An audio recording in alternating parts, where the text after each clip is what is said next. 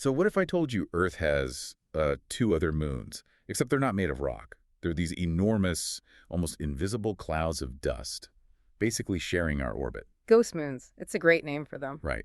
Hiding in plain sight for decades. And that's what we're doing a deep dive on today, the Kordylewski clouds, named after the Polish astronomer Kazimierz Kordylewski.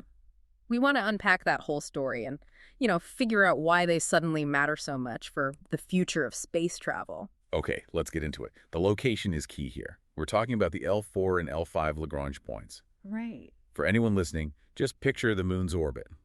These are two spots, 160 degrees ahead of the moon and 160 degrees behind it. They're like perfect cosmic parking spots. The gravity just cancels out in a way that things can hang out there for a long, long time. But seeing them was the problem.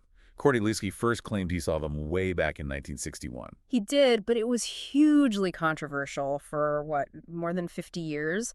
The issue is they are just unbelievably dim. So it's not a solid object, it's just dust. Exactly. Incredibly spread out dust. And from Earth, you're trying to see it through our own atmosphere, which glows. That's air glow. And then there's the other problem, the Gegenschein. Mm-hmm.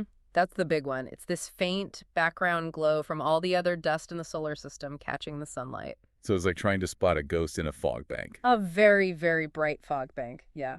It got so bad that a Japanese spacecraft, the Hitten probe, flew right through those spots in the 90s and didn't detect a thing. Which must have made the skeptics feel pretty vindicated. Oh, absolutely. For a long time, most astronomers just figured Kordylewski had been mistaken. Until 2018, this is where it gets really cool.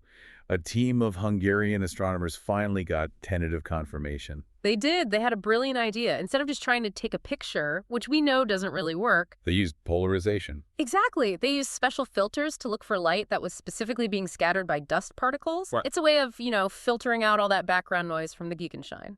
And it worked. They found it.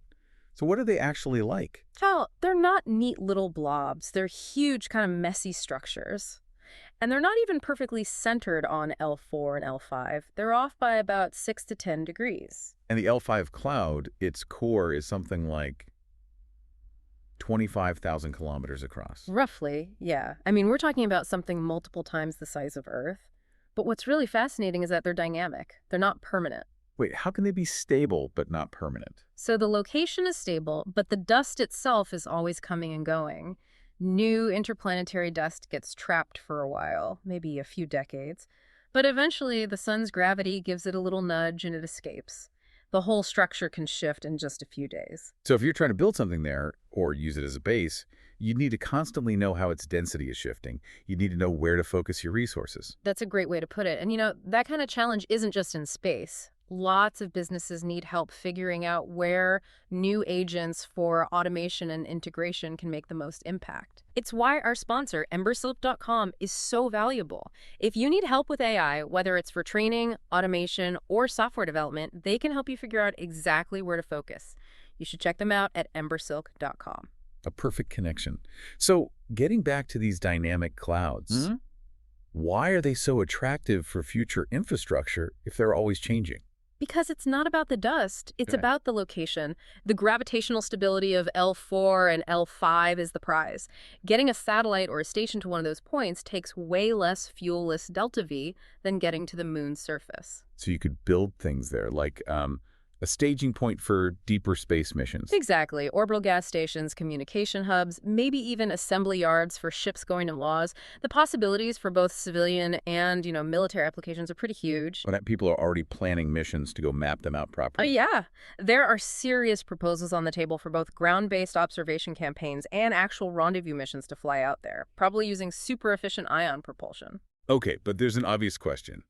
Is all that dust a danger to spacecraft? You'd think so, but all the modeling says the risk is incredibly low. The dust is so spread out. What are we talking, like 1 in a million chance of a hit? Even better, the likelihood of particle big enough to threaten a spacecraft hitting it is less than 1 in 100 million. It's actually a very safe place to operate. That's amazing. To think these faint, ghostly clouds that we weren't even sure existed could become, the foundational launch pads for humanity's next big step into space. It really reframes them. They're not ghost moons, they're islands of opportunity. A very hopeful thought for the future. If you enjoyed this deep dive, please subscribe to the show. And hey, leave us a 5-star review if you can. It really does help get the word out. Thanks for tuning in.